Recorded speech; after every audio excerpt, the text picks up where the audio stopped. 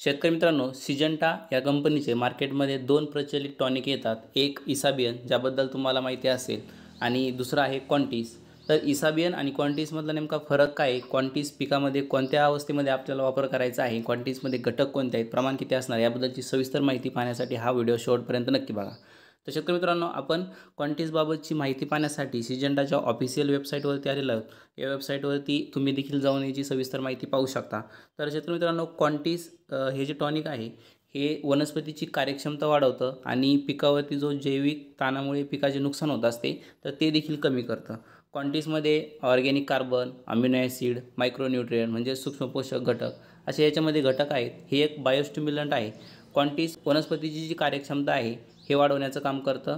त्याचबरोबर अजैविक ताणामुळे जे पिकाची परिस्थिती खराब झालेली असते ती सुधारण्याचं काम देखील हे टॉनिक करतं. क्वांटिस या टॉनिकची वापरण्याची जी सर्वोत्तम स्टेजेस आहेत, तर तुम्ही फ्लोरा अवस्थेमध्ये त्याचा वापर करू शकता. त्याचबरोबर दुष्काळजन्य परिस्थिती असेल आणि पिकाला पाणी आपल्याकडून देणं शक्य नसेल, अशा परिस्थितीमध्ये पिकावरती ताण येत असतो त्यावेळेस देखील तुम्ही वापर करू शकता. त्याचबरोबर तापमानात वाढ झाली आणि पिकावरती त्याचा विपरीत परिणाम दिसू लागला तर त्यावेळेस देखील तुम्ही याचा वापर करू शकता. याचा वापर तुम्ही सर्व भाजीपाला, फळपिके, सोयाबीन, कापूस, तांदूळ, गहू या सर्व पिकांमध्ये तुम्ही याचा वापर करू शकता. क्वांटिसमुळे नेमके फायदे कोणकोणते आपल्याला भेटतात, तर प्रकाश संश्लेषण जी क्रिया आहे ही चांगली राहते.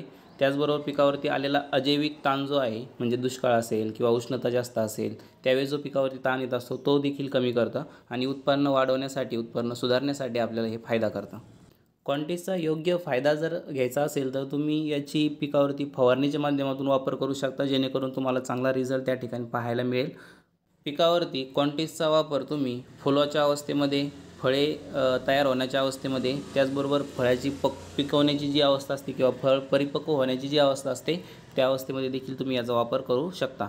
फवारणीचं योग्य जे प्रमाण असणार आहे 2 मिली प्रति लिटर घेऊन तुम्ही याची फवारणी करू शकता. व्हिडिओ आवडला असेल तर जास्तीत जास्त शेतकऱ्यांपर्यंत शेअर नक्की करा आणि चॅनलवरती नवीन असेल तर डिजिटल युवा शेतकरी शेतीविषयक आधुनिक माहिती देणाऱ्या यूट्यूब चॅनलला सबस्क्राईब करा. धन्यवाद.